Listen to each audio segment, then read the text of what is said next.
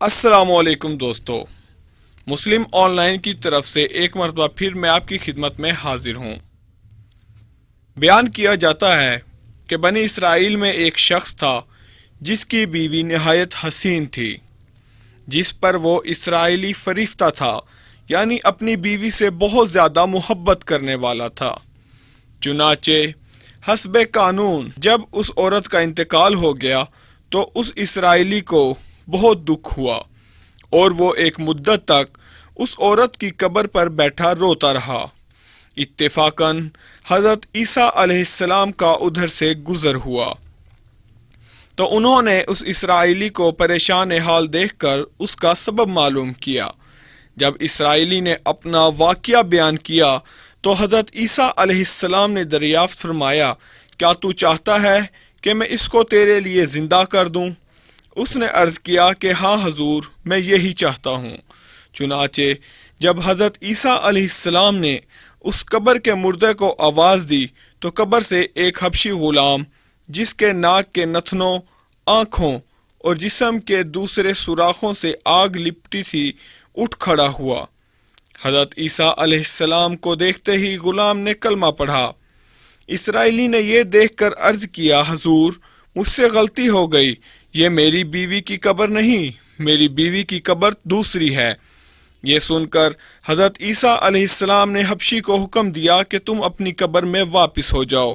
چنانچہ وہ مردہ ہو کر گر گیا اور اس کی قبر کو مٹی سے چھپا دیا گیا۔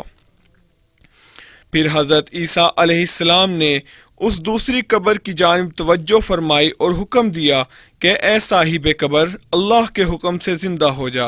چنانچہ قبر پھٹی اور اس میں سے ایک عورت سر سے گر جھاڑتی ہوئی باہر نکلی، جس کو دیکھ کر اسرائیلی بولا کہ یہی میری بیوی ہے، اور حضرت عیسیٰ علیہ السلام کے حکم سے وہ اسرائیلی اپنی بیوی کو ہمراہ لے کر واپس ہونے لگا، مگر ایک عرصے سے جاگا ہوا تھا، اس لیے اس پر نیند کا غلبہ ہو گیا، اور اس نے بیوی سے کہا کہ تیری قبر پر یہ گریا گزری اور بیداری نے مجھے ہلاک کر دیا، مطلب یہ کہ میں کافی عرصے سے سویا نہیں ہوں، اس لیے میں چاہتا ہوں کہ کچھ دیر آرام کر لوں۔ بیوی کہنے لگی، ہاں آپ آرام کر لیجئے۔ چنانچہ وہ اسرائیلی بیوی کے زانوں پر سر رکھ کر سو گیا۔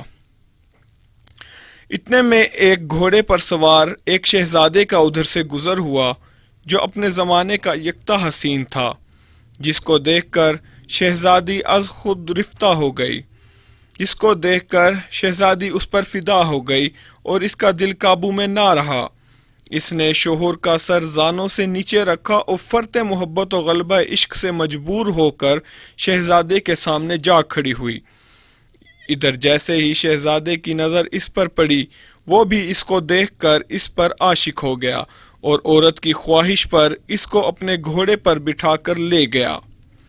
چنانچہ اس کے شوہر نے بیدار ہو کر جب اپنی بیوی کو نہ پایا تو نہایت پریشان اور اس کے ملنے کی تدبیر سوچنے لگا۔ سوچتے سوچتے آخر اس کے نشان کے قدم پر چل کر اپنی بیوی کو تلاش کر ہی لیا، جو شہزادے کے پاس پہنچ چکی تھی۔ اس کو دیکھ کر اسرائیلی نے شہزادے سے عرض کیا کہ یہ میری بیوی ہے، آپ اس کو چھوڑ دیجئے۔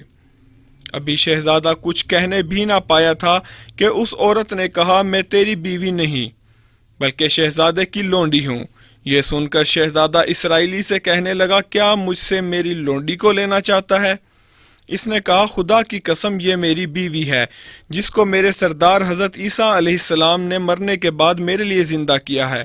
ابھی یہ گفتگو ہو ہی رہی تھی کہ اتفاقاً حضرت عیسیٰ علیہ السلام بھی وہاں تشریف لے آئے، جن کو دیکھ کر اسرائیلی کہنے لگا، یا روح اللہ، کیا یہ وہ میری بیوی نہیں ہے جس کو آپ نے میرے لیے زندہ کیا؟ حضرت عیسیٰ علیہ السلام نے فرمایا کہ ہاں یہ وہی ہے۔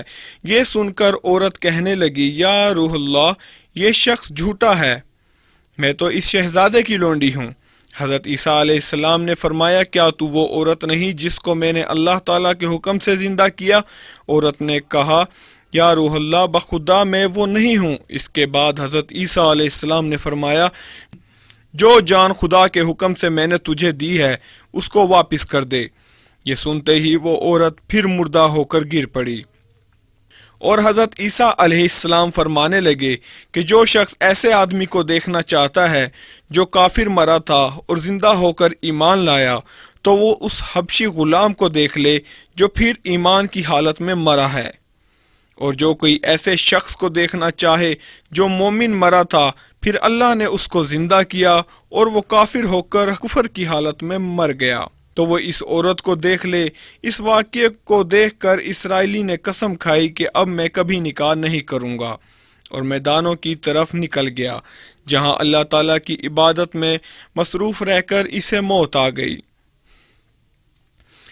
دوستو، اس واقعے سے ہمیں حاصل ہوتا ہے نبی اور رسول کے اقرار و انکار کا نتیجہ، اور سبق ملتا ہے کہ کامیابی اپنے نبی کی اطاعت و محبت سے ہی مل سکتی ہے۔ چنانچہ ہمیں بھی چاہیے کہ ہر حال میں اپنے نبی کی اطاعت کو سامنے رکھیں، چاہے دل مانے یا نہ مانے، لیکن نبی کریم صلی اللہ علیہ وسلم کے طریقوں کو لازمی اپنایا جائے۔